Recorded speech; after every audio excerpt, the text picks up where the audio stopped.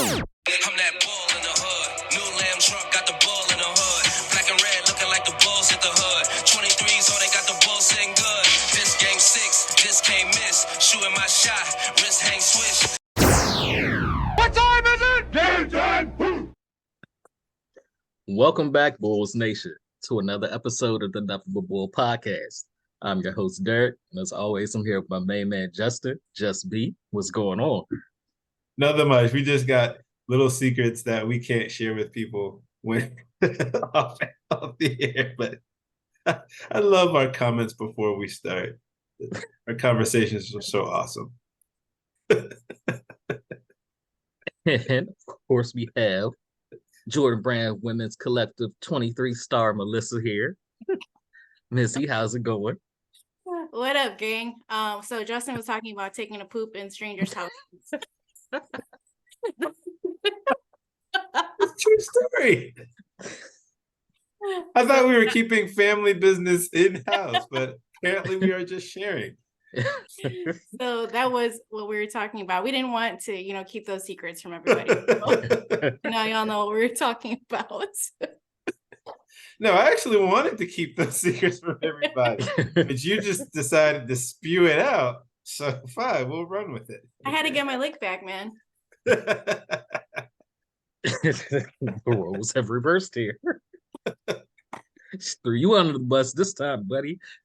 It's been a year of him doing that to me. She threw me under the bus and then got in the bus and drove the bus over me. She's very talented that way. Well, these guys obviously see that this podcast has started off on a much higher note than the previous ones because the Bulls won 2 games in a row. Winning cures everything. Right, winning cures everything. And especially the first time that we won consecutive games this season. So No, when they said that, I had fooled myself into believing that was a misquote. Like, I know it's been 21 games, but we had to have won 2 games in a row. Like, I know I didn't see 2 games in a row that we won, but my mind just convinced myself, no, this actually did happen. It's that lie, almost like the lie that certain females tell themselves, but we won't go there either. no, there's no lie there. Yeah, it definitely feels like we have not won 2 games in a row. It very much feels like a reality to me. I'm more so surprised that we did win 2 games in a row, but I'm very happy about it. I am thrilled about it. We never gave up. Been very dejected at many certain points, but yeah, it's fun. We're all smiling for now. What is the most, like, what is your best feeling out of these 2 games in a row that we've won? Like, has it been like individual feats or just an overall team excitement? Like, what have you all like just been like, yes, we're back? I think, I don't know that we're back, but it's just nice to see that. It's really nice to see the young guys just do what we've been wanting them to do and play with confidence. I think that's like the biggest takeaway. I think that's the obvious takeaway, just seeing them really just play with confidence. Like Ayo, we haven't seen Ayo play that way since like rookie year, or even Alina Ayo. Like, we have not seen him play with this much confidence. That's been really nice. And obviously Pat's been having he's been having a bunch of really great games. He's been going crazy on defense. We've seen him hit some threes, which we've been waiting for him to do too. And obviously been taking it in the lane a little bit more, and just excited about everything. And obviously Kobe, we can't say enough about Kobe, but for me, I feel like that's the general consensus of almost everybody, just seeing the young kids do what we want them to do. For me, it would be not having to talk trash. Because everybody knows I will talk a lot of trash when they deserve it. So I have to walk some of that stuff back now, which I'm happy for. P. No Will is back to being P. Will because now he looks like he actually gives a damn out on court and has been rebounding. His defense is back at elite levels. His offense is more aggressive. I'm happy about that. I can't even talk trash about Billy those last 2 games. Like, Billy did a good job coaching those last 2 games. They weren't the usual rotation problems. He took timeouts when they needed to be called. Like, as soon as somebody went on a run, I'm thinking, oh, God, call the timeout. Timeout. What? I was like, he did it? Okay. Why is this just all of a sudden happening? And then you got to look at the common denominator. And then I do have to come back and talk trash and say, get Zach LaVine off my team. Oh, no. Okay, yes, no. That's where I'm going. No. Get him out of here. No. Get him out of here. No, I was with you on everything except for that. And I was like, even like, because that's what I was, actually, that's one of the things I was most excited about was Billy stepping out of his normal routine of things and doing things that made sense. Like we talked about Kobe and what Kobe was showing on the court, but the main reason why we were able to see what Kobe was doing on the court is because Billy didn't do what he usually does, which is, oh, hey, you're playing awesome? Come sit down next to me. Like that last game, what did it, Kobe play like 40 minutes or something like crazy like that? When's the last time when we seen somebody who was hot that Billy has actually kept in the game and was like, no, I'm riding with the hot hand. I don't care what everybody else is doing on that court. We're going to find ways to feed the ball to the guy who has the hot hand. We also saw what you were talking about with the rotations. The rotational patterns made sense. There wasn't one time where he substituted out where I was like, what are you doing? He went to Drummond early and often when things were not going well with Vooch. And Drummond came in there and gave him a lot of energy. Drummond was rebounding the ball. And remember last year, what were we talking about? We are getting crap. We're just getting totally destroyed on the boards. We have a 6'11" guy who's pretty girthy that takes up a lot of space. Why don't we have that guy on the court and allow him to do the things that he can do and affect the team in a positive way? So my biggest wow moment was really just watching what Donovan was doing as a coach. Now, segueing back to what you were talking about with Zach, why are you so giddy about trying to get Zach up off this team? Now, we just talked about how Billy coached and how Kobe played 40 minutes. You think Kobe's playing 40 minutes if Zach's playing? No. Why? Billy has to have them play certain minutes. He has to let Zach get his minutes. That changes the rotation. Without Zach, you see everybody was connected. Everybody gave effort, including Vooch, who also looked checked out when Zach was on the floor playing. DeMar let the young guys go. And you know what? He had his most efficient game of the season because he didn't have to be DeMar, Zach, DeMar, Zach, DeMar, Zach, and everybody just standing around because Zach's not there and everybody's moving the ball, which let DeMar save his energy. And when we needed the basket, that's when he would go and be DeMar. And he shot like 10 to 18, 24 points, 10 assists. He played like he did on the Spurs. He didn't have to play hero ball taking turns with Zach because Zach's not there taking away opportunities and shots from everybody else on that team in those rotations. So you're telling me that you learned more about Kobe during this past couple of games that you would not have seen with Zach on the court. That's what you're saying? No, Kobe is a baller. Kobe does not get the opportunities that he should every single game because of Zach. It's similar to how Tyrese Maxey is flourishing in Philly as soon as they got rid of James Harden. He had So you're more saying that opportunities. He had the keys. you're saying that Kobe couldn't put up the type of numbers that he's put up in the past 2 games with Zach. Consistently, no. Okay.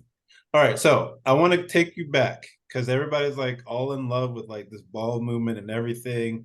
And I believe when I was looking back at the amount of assists, the Bulls were averaging somewhere in like the mid, like the probably around 32, 33 assists per game. All right. So 2020, Billy's first year.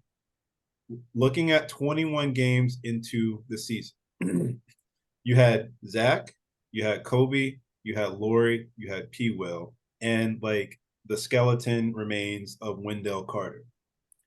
Kobe had 8 games out of those 21.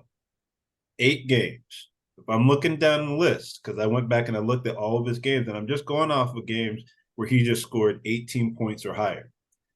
Throughout those 8 games, 22 points per game, 5 rebounds per game, 6 assists per game, 46.8% from the field, 41%.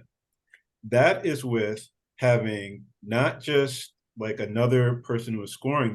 You're talking about younger team, guys who are trying to find their way, them really trying to focus on it being Zach and with Lauri, and then you sprinkling in somewhere between Wendell and P. Will and Kobe.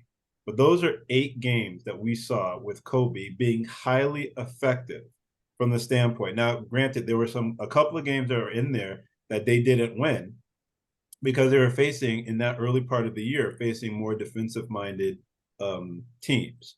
But just going off of those 8 games, 21 games into the year, we're looking at where they are right now. How many games out of 500 are they right now? What's their record? Like 7-14? Yep. Okay. Looking back at those games, because they're at 7 games below 500 in 2020 with a lesser roster, without having the full advent of full off season with Billy and everything, having young players, not being nearly as effective a team, not having nearly as much talent on the team, I saw Kobe being very effective with Zach. Those guys were actually starting to put together a lot of chemistry. And if you go back to that year, during that year, not only was Kobe showing out in the beginning of the year, you also had your highest efficiency rating that Zach has had since he's been in the Bulls uniform. In that particular year, the team, I think they wound up with like 31 wins that year. When I'm looking at the whole entire thing with Zach, people are like saying, "Oh, this is attributed to Zach being out of the offense." But this really, to me, isn't about Zach being out of the offense. This really is, to me, looking at how DeMar was able to take a back seat and allow Kobe to be the best version of himself.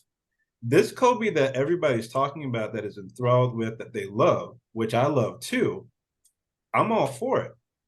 But I already saw him do those things with Zach, and with Zach saying, this is a guy that I can run with, because he was very effusive of the praise of Kobe White.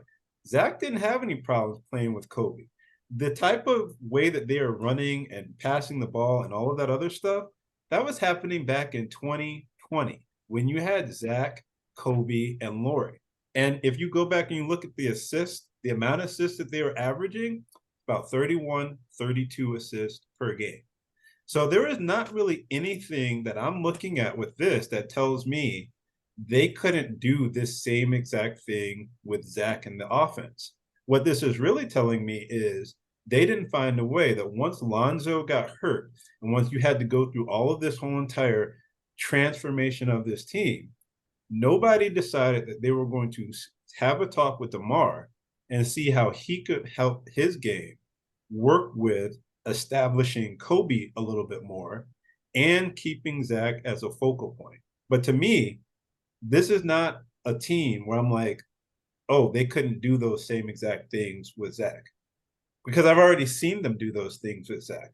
And I think a lot of people, and I'm not saying like that you're included, but I just think a lot with a lot of the noise that goes on with this team, we're kind of losing track of what did happen with this team and what didn't happen with this team.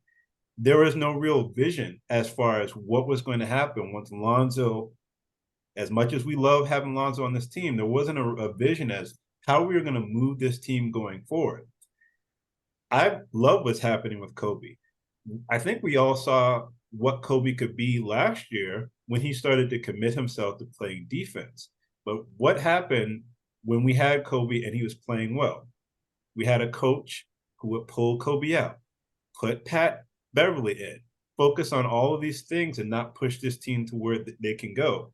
I don't really see why you cannot have this iteration of this team with Zach on it, because I've already seen those two guys be very well and produce very well before in the past.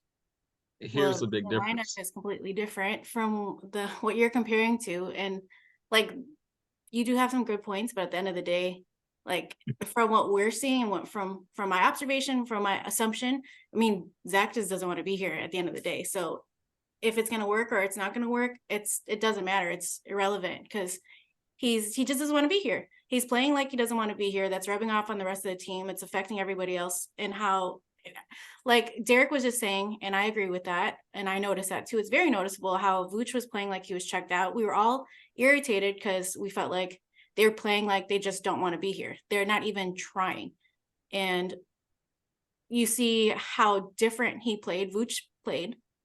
And I'm not blaming Zach. It's just that he just doesn't want to be here. It's not his fault. It's not his fault.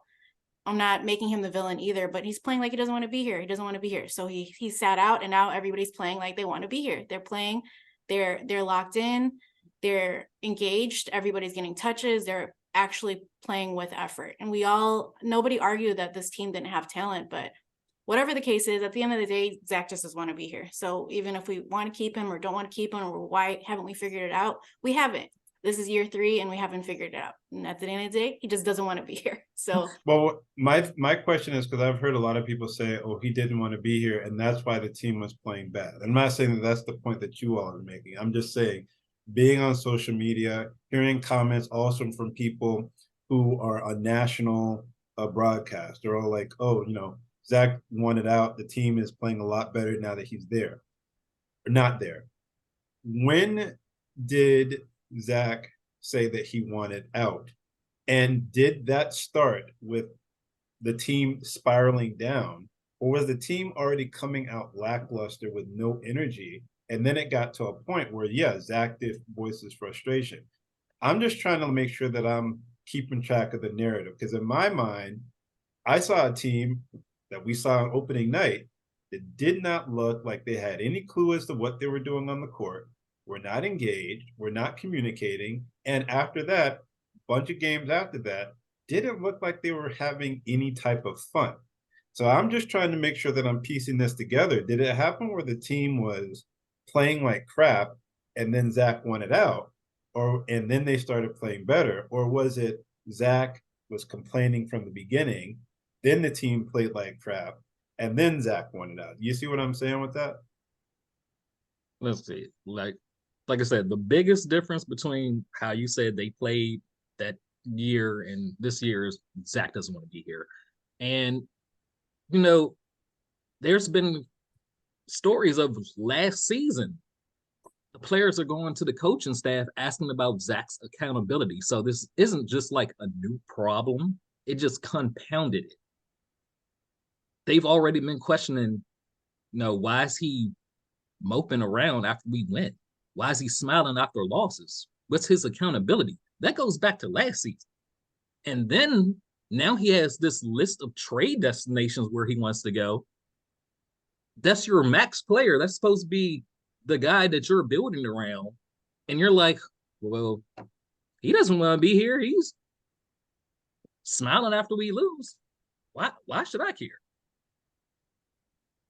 That's where this whole narrative of they're playing better without Zach And you see, they play completely differently without Zach. It's not like, oh, Zach set out and we got a fluke win.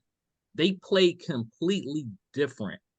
And there's no way you're going to tell me Billy cooked up all that in 2 days because Zach wasn't there. That's the offense he's been wanting to run. That's the offense that he was running with Lonzo. So how does it magically all of a sudden come together when Zach's not on the floor?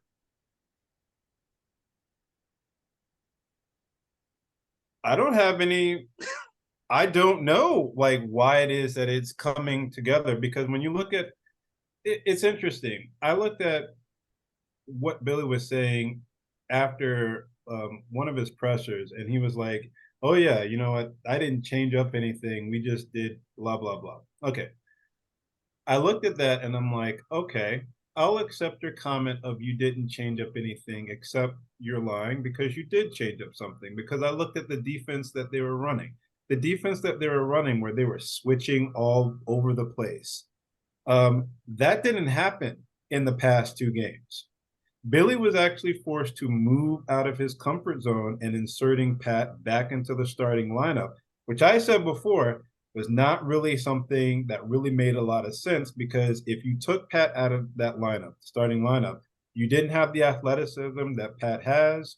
For whatever reason, when he's playing with Pat and DeMar, or not Pat, but when he's playing with Zach and DeMar and Kobe, he feels the need to take a back seat. And I'm not placing that just on Zach or DeMar. Part of that is just with Pat himself. But I looked at a lot of things that Billy did that was totally different than what he was doing when Zach was on the court. That's what I'm basing that off of. And secondly, we talk about, oh, well, Zach is not wanting to be here. What I don't understand, and this is, I'm not like saying that I'm like defending Zach or whatever. What I don't understand is how all of this stuff gets laid in the fact or the feet of Zach not wanting to be here, when also they offered a contract extension to DeMar. DeMar has not said that he wants to be on this team. DeMar said, well, I want to see this, that, and the other. How is it that we are able to separate some of the things that DeMar is deficient in, some of the things that he has done? Because remember, we talked about the fact, and this is just playing devil's advocate, we talked about the fact that he was having a big influence over these younger players, bringing them in and showing them the ropes, and they were supposed to make this big jump, being out with DeMar and training with DeMar. Did we see that actually happen with DeMar? No. We talked about the fact of DeMar taking a step back in his playing style with Kobe. My question is, that is the playing style that we could have seen before. Why didn't we see that playing style from DeMar before? Because if we're really being honest with ourselves and we're looking at DeMar, when DeMar, before he came to this team and he was playing with San Antonio, people weren't looking at DeMar as a player that they should have invested in. They weren't going out and saying, oh, we need to make sure that we lay down a whole bunch of money on DeMar and bring him back into our team. There's like 3 teams that were interested in DeMar, but neither one of those teams, except for the Bulls, were interested in giving him any type of big time money.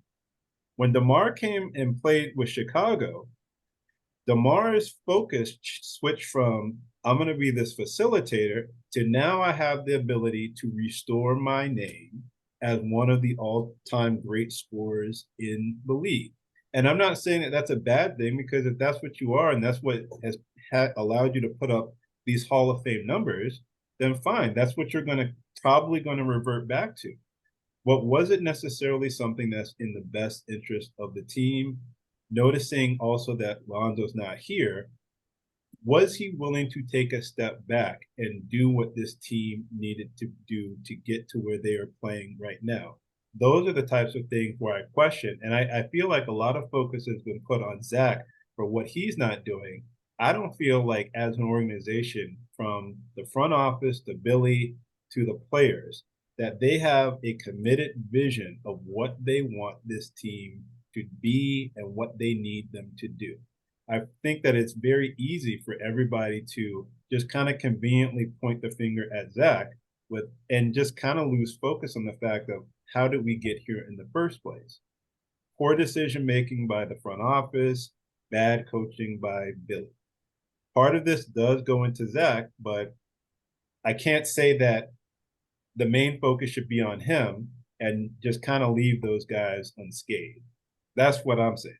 What's your, I'm trying to figure out your objectives when you are saying that you don't want Zach to go. That's what I'm trying to understand, because everything, other stuff, okay, sure, but what is it? What point are you trying to make? I'm just trying to understand that part. If I am looking at Kobe and everybody's like, loving what's going on with Kobe, if you're talking about getting rid of Zach, are you going to see the best version of Kobe just by himself with like some draft picks or with some contracts that people don't want? Or are you going to see your best version of Kobe when you have him and Zach leading this thing like they back in 2020, how we thought that they were going to lead this team, with DeMar taking more of a back seat, being in a facilitating role? Because a lot of people were talking, and even Billy talked about this in the last press conference, was that he liked the way that Kobe was playing the point guard position, but he got a chance to play off ball too. If we're talking about seeing the best version of Kobe, where going forward, as teams shift their defensive focus, more teams are putting, all of this stock into him. Are we going to see this same version of Kobe that we are appreciating right now? Because right now it's working and teams haven't geared to him being like the number one option. People are saying this is Kobe's team. Are we going to see the better version of Kobe, a consistent version of Kobe, like the team is presently constituted, or we're trying to add draft picks? Or are we going to see a better version of Kobe with Kobe and Zach on the floor being able to play off of each other? Those are the types of questions that I have when you're saying, oh, we'll just get rid of Zach and just move him along, because after 2 games, people are just now noticing something that Kobe did with Zach 3 years ago. And I'm not saying that I know all of the answers, or that I'm totally saying that they need to keep Zach. But like I say all the time, if you're talking about getting rid of somebody, then you need to know who it is that you're bringing in, especially for a front office that has proven that they don't know how to bring in quality draft picks and develop them. That's my main issue. Are you going to see this version of Kobe going forward, or are we going to see him taking a step back and not getting to the best version of himself? You're not going to see the best version of Kobe with Zach, because Zach does not want to be here. That's the whole point of we want Zach gone, because he doesn't want to be here. He's not putting in the effort like he wants to be here. He's not playing like he wants to be here. So you're going to see the best version of Kobe without him. Again, similar to Tyrese Maxey when Harden left. Teams have geared up towards Maxey. He's still playing much better without Harden. Is like Zach, Billy did not change anything. He really did not. They're still the same screen rolls and dribble handoffs that you saw before. The defense, they didn't switch as much because Zach was not there. You have to switch a lot on defense to help Zach. And when that man is open, the wide open 3, it's usually Zach's man, because he's not switching and he's falling asleep on defense. There was a lot more attention to detail on defense because Zach wasn't on the court. Now, is everything Zach's fault? No. But effort. He's not giving effort because he does not want to be here. He wants to be in Miami, or he wants to be wherever the hell else he said he wanted to go to. Philly, Miami, Philly. He said he was open to Sacramento. Like, he can go, and you can get complementary pieces and help this young movement. You have DeMar to anchor it as the veteran who can go get a bucket when you need it. Vooch has looked more engaged. He didn't play as well that game when DeMar is back, because DeMar and Vooch like to operate in the same place. So that was never an ideal situation. Once we got Vooch, we should not have got DeMar. but that's a whole different combo to have. That's why Vooch balled out the game DeMar didn't play, because he got to operate in the mid range where he likes to get going and then can go inside out. So we don't put as much onus on DeMar because DeMar did not sign a 5-year max contract with this team. DeMar's on his last year. They want to extend him. They may not extend him. You might trade him and see what you can get for him. You can just let him walk. It really does not matter. So we're not going to look at DeMar the same as the franchise guy who signed a 5-year max, and now it's like, I don't want to be here anymore. I got my money. That's the thing, though. Like, I'm looking at all of these other stars who come right out. Like, I'm just trying to understand the landscape, because I'm looking at all of these other franchise guys. They come out, they specifically say, Fletch. I don't want to be here.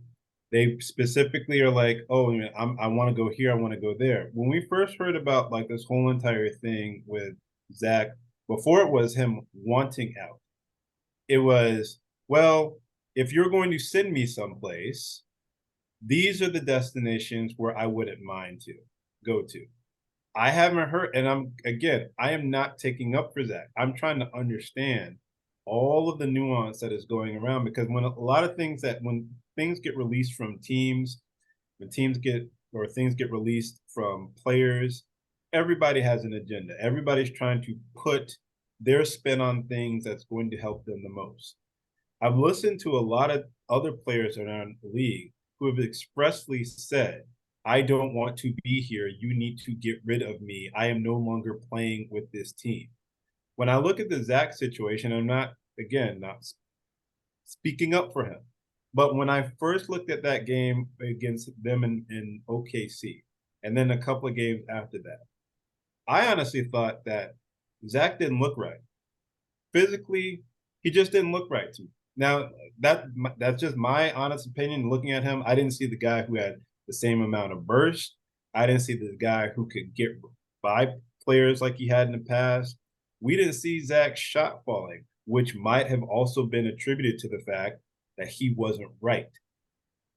I'm just saying from devil's advocate, because I have not heard anybody specifically say Zach is not playing here. He hates playing in Chicago. That is my concern with people, like hearing certain things, and then your mind allows you to push to certain agendas without actually knowing whether or not that player wants to be here or not. That's all I'm saying. Fletch. Without getting into like specifics too, I mean, it's pretty obvious, like just the body language alone, just seeing how he was playing. It's just like simple observations such as that, just the body language. That's really all I have to look at. And with him now playing these last couple of games, how is the whole team they just picked up and they're playing as a team, they're playing for each other all of a sudden. And like the defensive assignments, right? We all know that Zach is not known as a two-way player. We all know that between DeMar and Zach, they're not necessarily known for their defense, but he hasn't been in the lineup, and now everybody has when you're like playing defense and you have to worry about switches, it has a lot to do with like trusting your teammate, right? Otherwise, they're just not going to put through the same effort to like defensive effort at all. Because if you don't trust your teammates to do it, why am I going to do that? Why am I going to bust my butt when I know that my teammate doesn't have my back? How are they playing like such a team the last couple of games versus the rest of the season? So, well, I'm glad you said that about like body language, because I think a lot of us do look at people and we're like, oh, we can tell based off of what they're giving off, whatever vibe or energy they're giving off. And at the beginning of the year, people were saying how trash Pat was, how he was overrated as a defensive player, how it looked like he didn't care and was on the court. And for almost about 3 weeks, statistically speaking, even with everything that people were saying about Pat and his personality, and Pat's more focused on his contract and whatever narrative people were trying to come up with Pat was one of our best defense. No, not one of them. Aside from Caruso, best defensive player that we had on the team. When you're looking at the stats, You can go back and look at the defensive metrics. So that's what I want to just like have that people wasn't be saying much careful. at that time.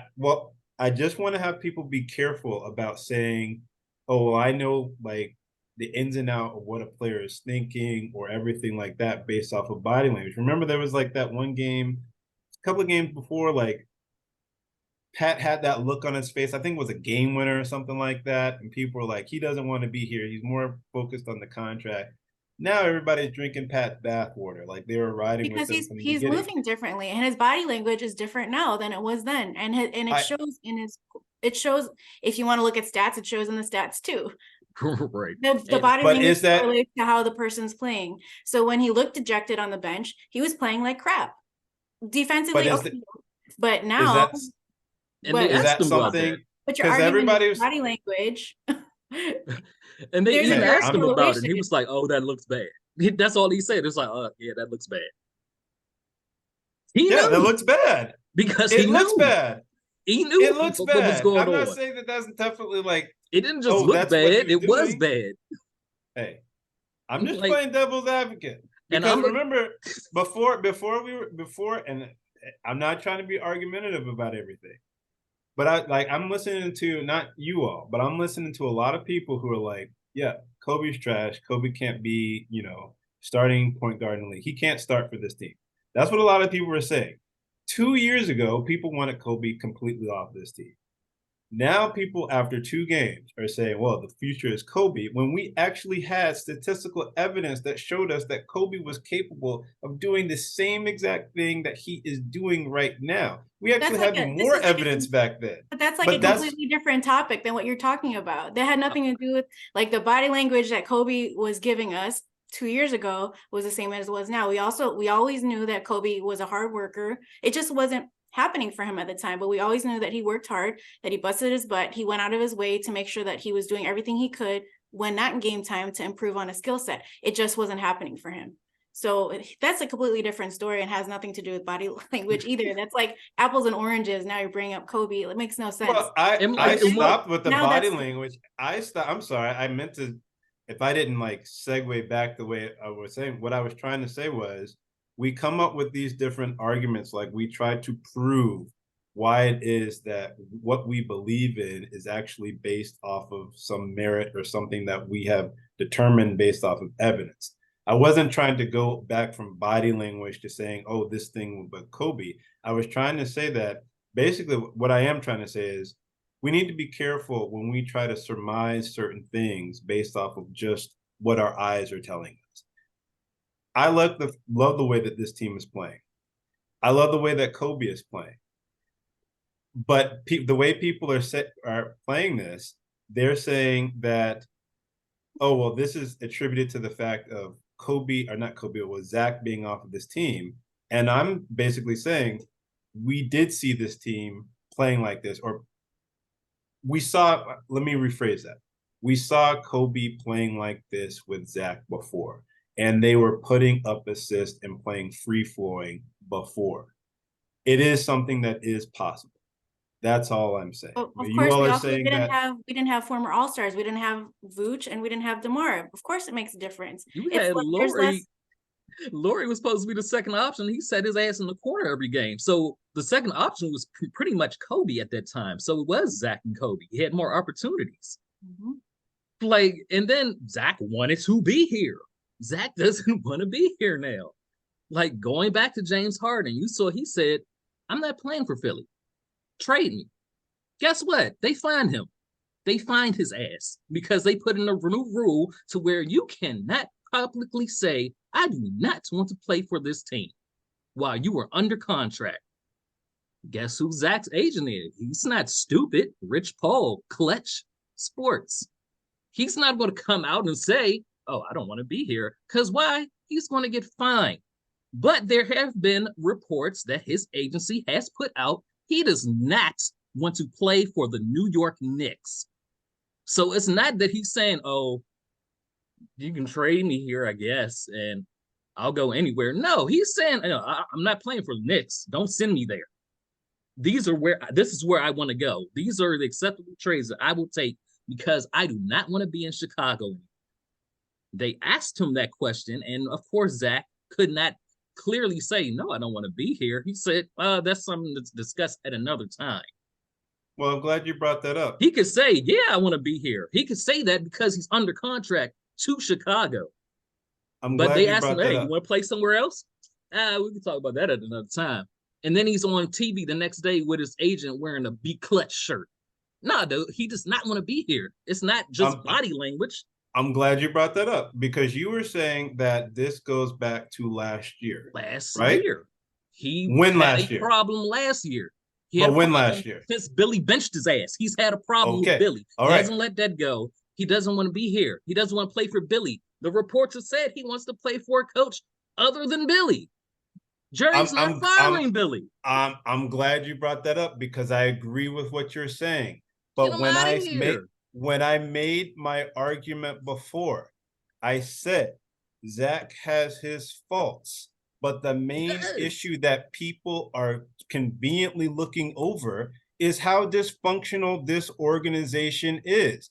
Because No, if you're telling me Who's that this looking was over it? that's not the point. I think the point But- is that he just doesn't want to be here. We understand and acknowledge all the things. The roster construction is no, full of I flaws, understand. but at Let- the end let- of the let- day, Zach just doesn't want to be here. So there's But no let point in me- even arguing it. He doesn't want to be It's- here. You can't make it's not an somebody argument. be here that doesn't want to be here or play better because you want to make him stay here. He's gonna pull a Harden on us and just purposely do what he's been doing all season. He just doesn't want to be here is the main point. Doesn't matter how you, whatever you want to do with, however you want to justify it. The roster Oh no, construction I am is not justifying imperfect. anything. He just doesn't I- want to what- be here though, so there's like no point of even talking about it if he doesn't want to be here. But if you told me that this is something that he was saying last year, because I wasn't aware of him saying this from last year, but you're saying that it did happen. That goes back to what I was saying before. From an organizational standpoint, why would you bring back a player who has said that before if you don't have a vision of how you are going to run your roster? Why bring him back in the first place? They didn't have to re-sign Zach. There was no one was saying how, oh, that was a great contract for them to bring on. And that's what I feel like people are losing focus on. Yes, there's issues with this, but I'm looking at an organization as a whole that brought this person back who had issues with the coach, who you all were saying he's not running the offense the way that they want him to run it. You're saying that he's fighting with the coach. And my issue is, we might have all of this stuff. We might get rid of players. We might do this. We might do that. But if we have an organization that is bringing back players who specifically said they didn't want to be here in the first place, there seems to be a fundamental root issue that needs to be addressed. We Now, literally we can move on. had to re-sign him or lose him for nothing and not have the space to sign anybody else. We had to bring him back. And for the past 2 years, they have been trying to trade Zach. Trade him by That's- saying that's- we're only going to take these great young players in high draft picks. Does that sound like a team that is really trying to move on from Zach? Yes, they were trying to get the value that he was Okay. playing for at that time. He played himself into that max contract. So he had a high trade value. I don't see it. We're But we gonna can trade move him on for because potato like chips. I feel like I've pressed the button on this enough. So We were not Alyssa going to wants trade him move for a on, bag we of can move on. chips. We do want him to play though. I do want him to play now to get his trade to up value his up. trade value. Yeah. Exactly. And Because don't get me wrong, I am not a Zach hater. It's just the point is that he just doesn't want to be here. I really appreciate Zach and what he did for us. And I really wish that we could have done more to put pieces around him to really help him with his game for what he's great at. He's a crazy efficient scorer, but that's neither here nor there. Again, I am not a Zach hater. I actually loved having him on the team, but unfortunately they didn't do enough with him. And now we're already at the point where, again, he's playing like he doesn't want to be here. All right, so It's let's get him unfortunate, out of here. but it is what it is. This is where we're at now. So Right. hopefully, Right. hopefully we can increase his trade value and get some nice, decent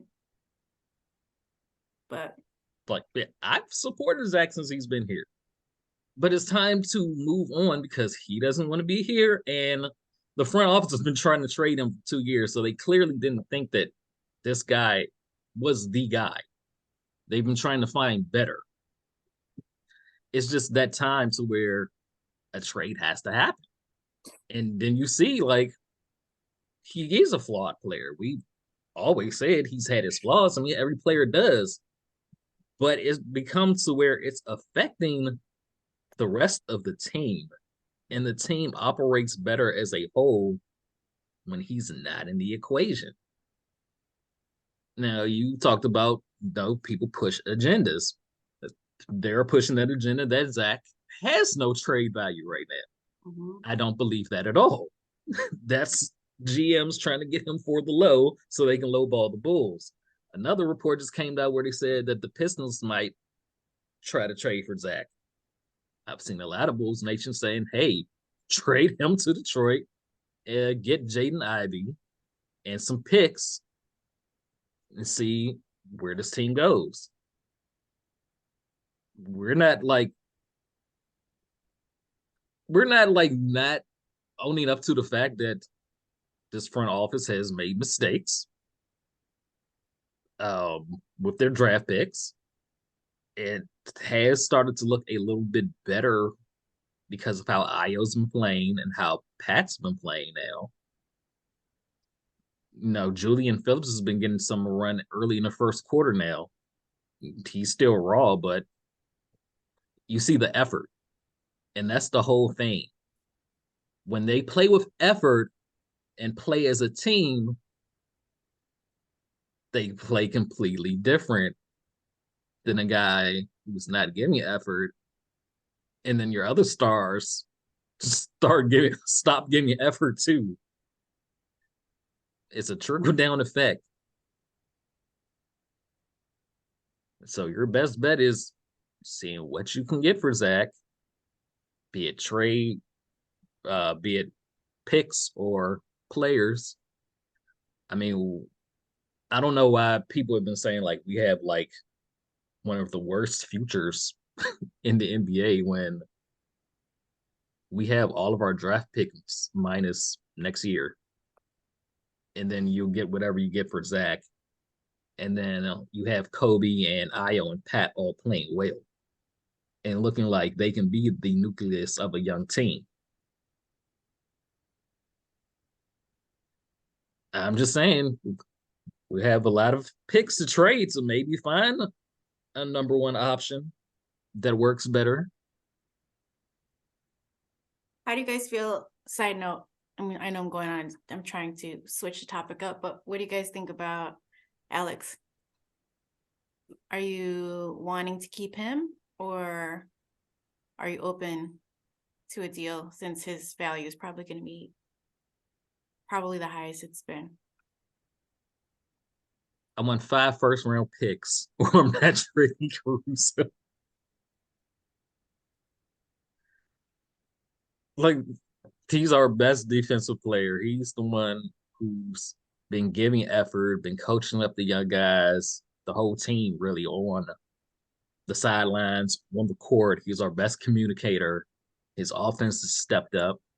Like, you have to come with a really good offer because that is a piece that you would want to help build culture if you're going younger. And his contract is like really good.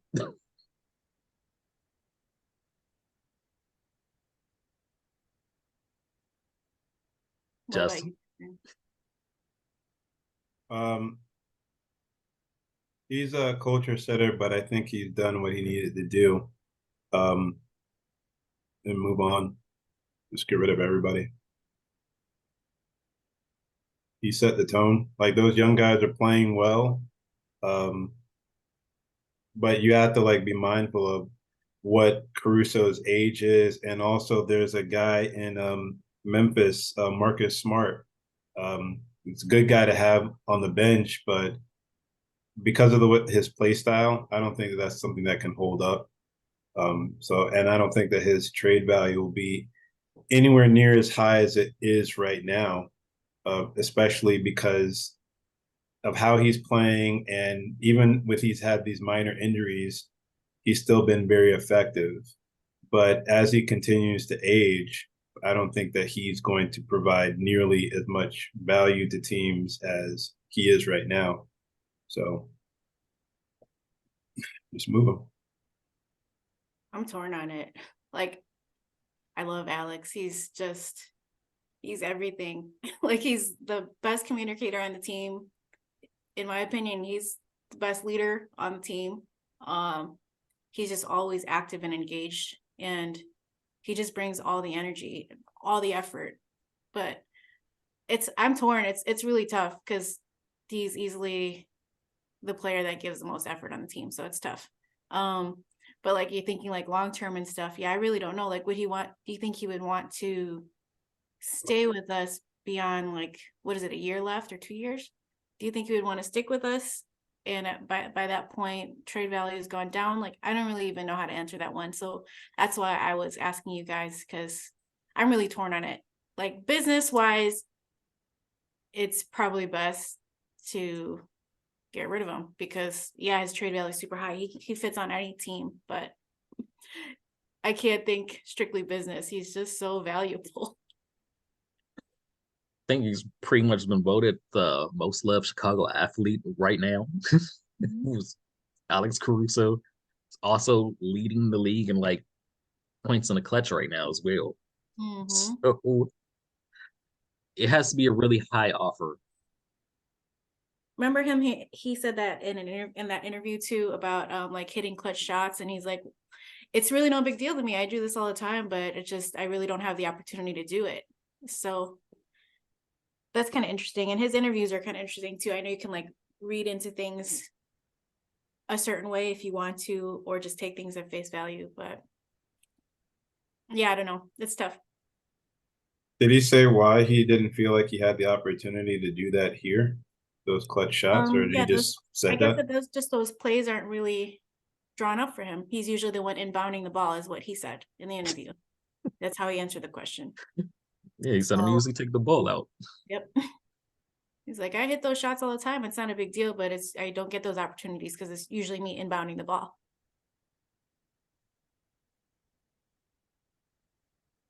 So Nobody got the opportunity. With Zach in place.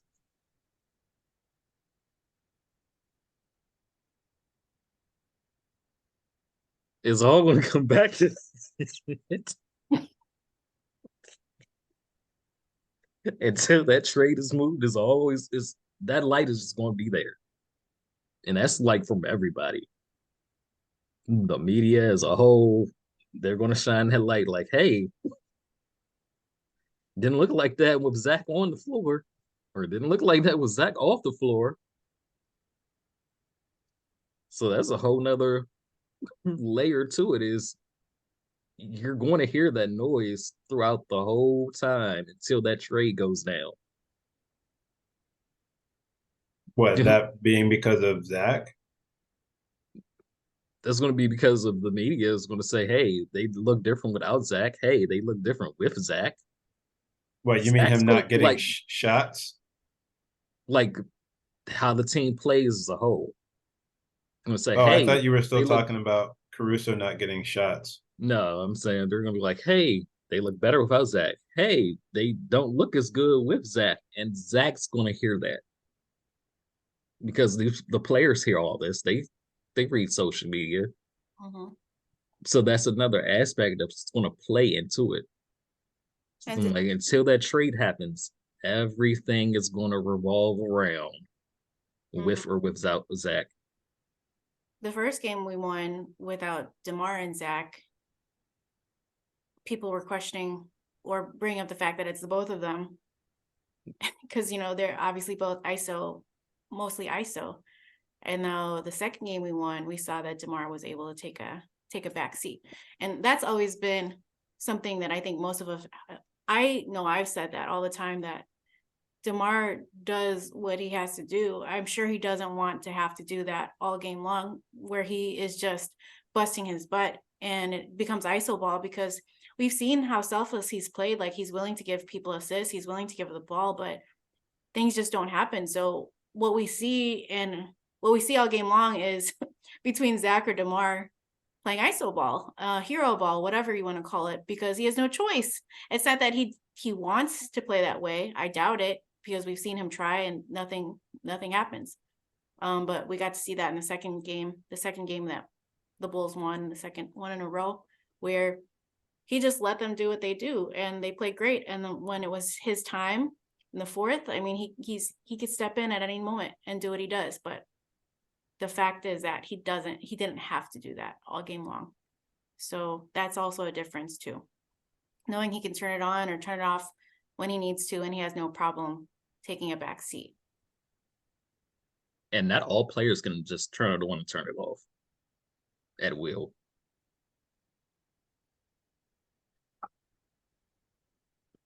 I don't know. I do know, like, in that first quarter, I was like, and they would go on a run as soon as they took DeMar out. But then as the game played on, you're like, okay, maybe DeMar can still fit with his team. And AK doesn't look like such an idiot for saying he wants to see how this team looks post Zach trade before he talks about trading any other players.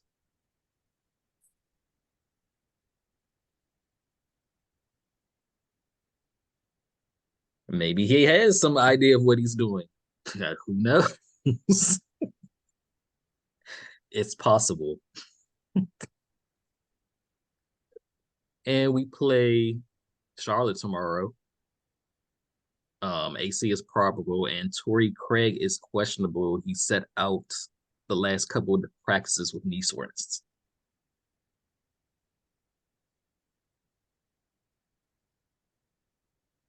Yeah, so I don't really think that there's a rush to see Caruso coming back. I like seeing Julian be able to get some minutes at that forward position. He didn't do much scoring, obviously, but I just thought that his energy was pretty good in the minutes that he did have. It's pretty telling that, and I don't mean this to say anything against Dalen, but it is pretty telling to me that Dalen couldn't find any minutes. It's kind of surprising because like when I look back and they were like, oh, that they both have been recalled to the G League, I kind of just forgot that Dalen was even up with the main club. So yeah, Julian is.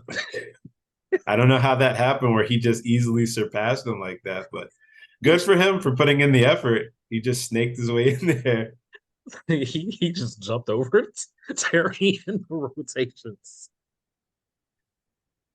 Oh man, Dalen Terry. What Stacey always say, he's playing hard, but he's hurting us. That's Dalen.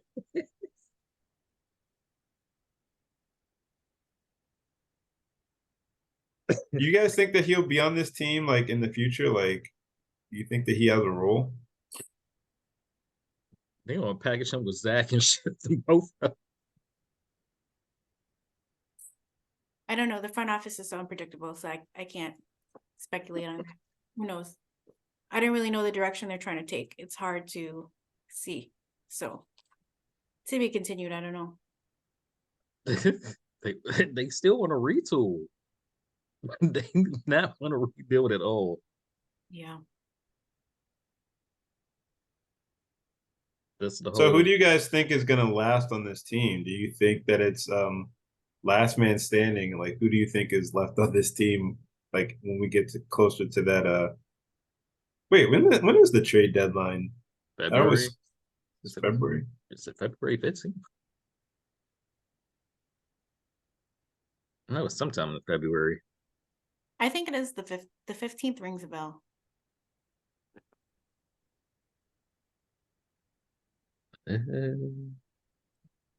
February 8th. Oh, I'm thinking about December 15th. When more players can be traded for December 15th and January 15th, when most players become eligible for trade.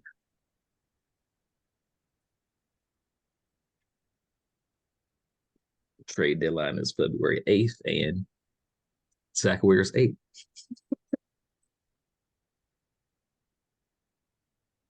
I don't know. I think Kobe and Pat and Io,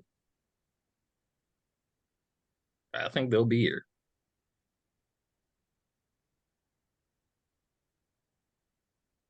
For like a while. I guess you could do worse. Like Dalen Terry. I'm not gonna clown that man. He's always got a smile on his face. I wonder what kind of like conditioning he's doing or stuff he's doing just to train and improve. Dancing. Kobe. I keep hearing more things about like what Julian is doing on Windy City, like his standout games, but I haven't heard, like, has Dalen been hurt? Like, is there something going on with him? Because I really just haven't heard much of anything from him this year. Windy City or with the main club. He's done a few good things with Windy City, but nothing that I've heard about with consistency either. I know he's had a few good games, so that's what I'm curious about, like what are they doing in terms of development with Peter Patton and his whole squad. I'm curious to know what they're doing. Peter Patton, shout out to Peter Patton. Or him working on Kobe and his shot. Yeah. He was working with Vooch at shoot around today. I'm just curious to know how much they work with the young guys too. Like Julian and Dalen. Because I've even heard some things about Sonogo having some really good games with the Windy City. Mm-hmm. But I have not heard anything from Dalen. I mean, I haven't heard anything from any of the other guys. I forget how to pronounce that. Honorab or Obi. Just call him Obi. That's it. Honorab Bitin. I haven't heard anything from him. I haven't even seen any highlights of him, but that doesn't mean he's not doing anything. My whole thing is with having good games with Windy City, Carlik Jones. I know. I had a feeling. I really had a feeling you were going to bring him up, like G League MVP. Like it almost doesn't matter because at the end of the day, he got shipped off. Better learn Chinese, buddy.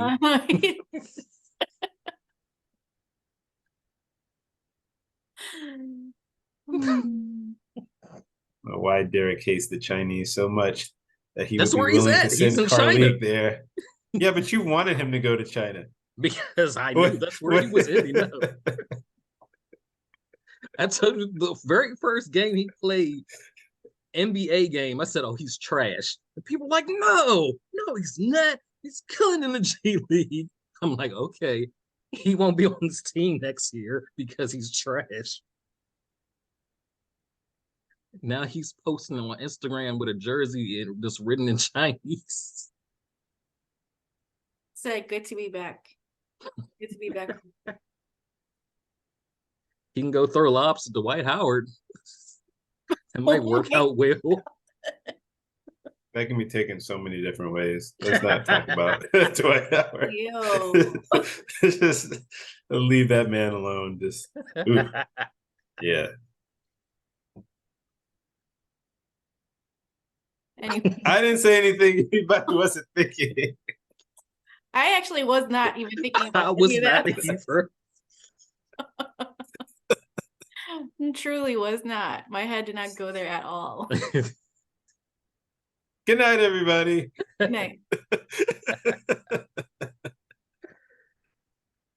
Didn't they build a statue for Stephon Marbury over there?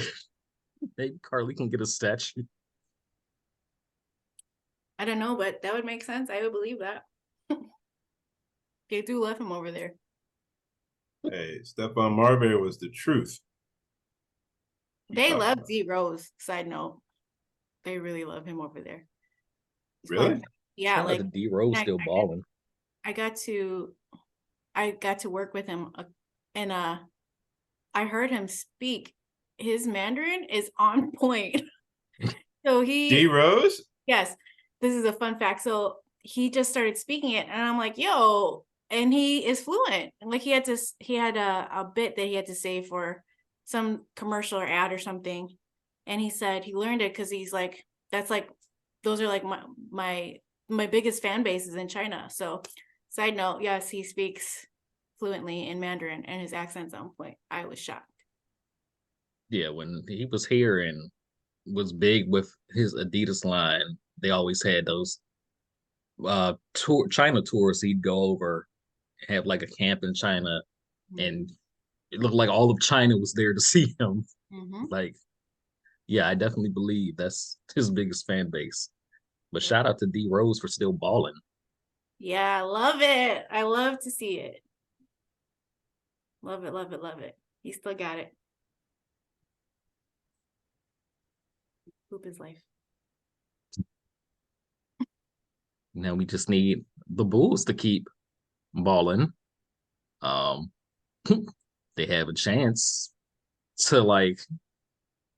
I don't think we won 4 straight last year at all. Yeah, I think that was our number. It was 4. I mean, we got Charlotte tomorrow, and then we have the Spurs Friday. Do we win those? It's 4 in a row, and that beats all of last season. We have a chance. I mean, Spurs have been boo-boo. We got a chance. It's possible. It's possible. Wake up, Justin. I'm sorry. I have a feeling Wembanyama is going to show out against us. I just have a strong feeling. The Spurs always play the Bulls tough. Like, they always play us tough. Even when we have, like, solid leads, somehow Pop pulls out some kind of Pop magic or whatever. So that's one of those games where I see us possibly losing. Charlotte, I think we could pull that off, but for some reason, San Antonio just seems to have our number. So your prediction is 1-1? Just Maybe, probably, stay with possibly, possibly, possible. Stamp it. Stamp it. Is it 1? Is it 1-1? What do you want me to stamp? Do you want me to like stomp my foot? Do you want me to No, pound I on want the table? you to not be like dipping your toes in and being like possible. Like, is it 1-1 or is it not? 2-0. 2-0. Okay. That was confident. I like that. That Yeah, was I didn't Pat mean the it. last couple games, not Pat when he was sitting on the bench staring. I didn't mean it. Did you just say you didn't mean it? OMG. How is that for stamping my approval? Awful. Well, actually. I'm going with 2-0, despite Wemby's 9-2 ass.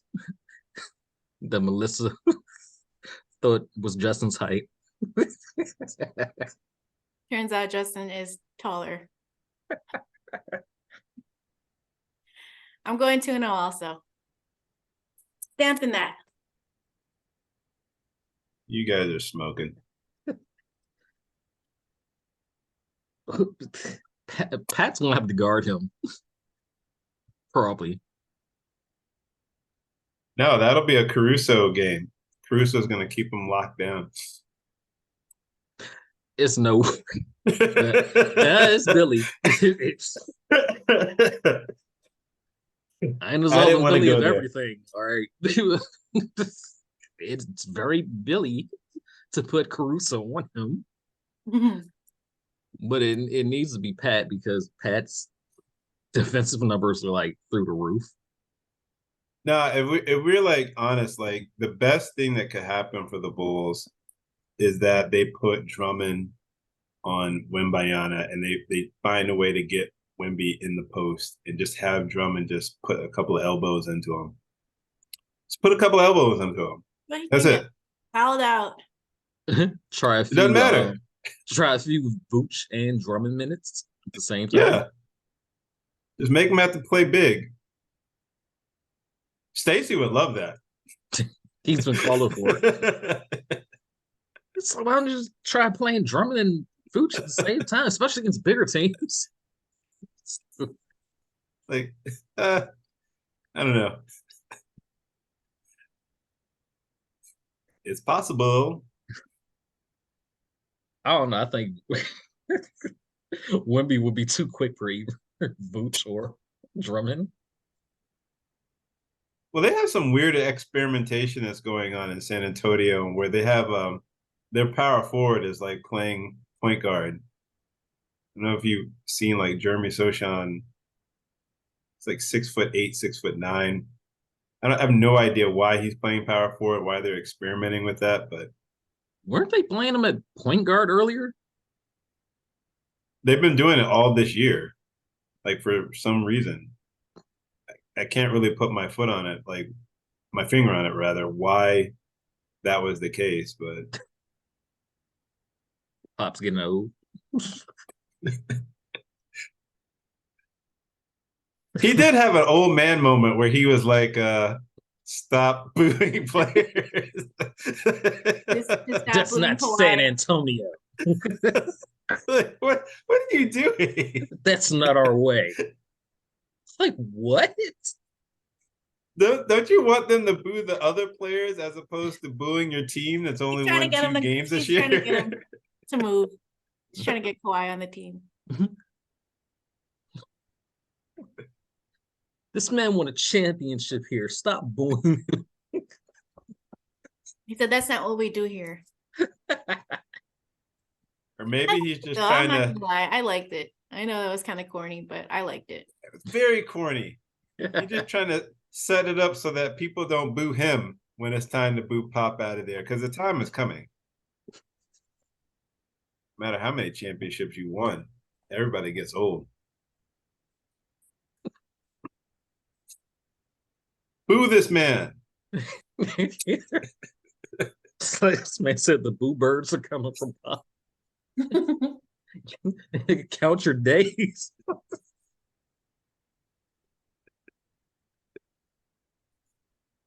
Oh man. Well, guess next time we'll be on here, we'll be talking about our 4-game winning streak. Possibly. It's possible. Why are you so mad? I'm always mad around young children all day. That's what I'm Young supposed to stinky be. children. Those are your words, Derek.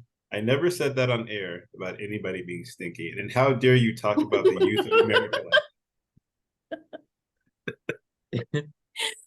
No, What's that you know- Jordan meme?